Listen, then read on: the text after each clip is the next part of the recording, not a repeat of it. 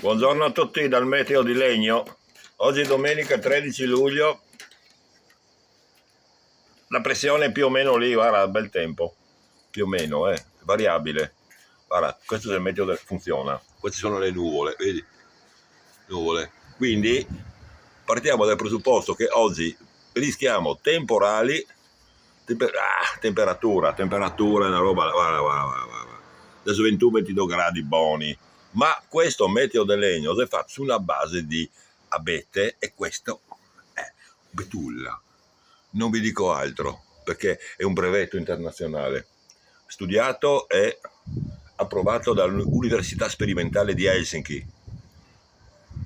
Allora, diciamo, temperatura attuale sui 20-21, ma credo che sia mongolo questo termometro, vabbè. Diciamo che dai 20 ai 25, adesso arriveremo a 29-30, non di più. Situazione cane, vedi? Io ti dico, il cane ha prodotto, è lì, felice, poi si beve una biretta, fiori, sto bene, io anche, quindi buona domenica a tutti e domani scriviamo che oggi non ho voglia.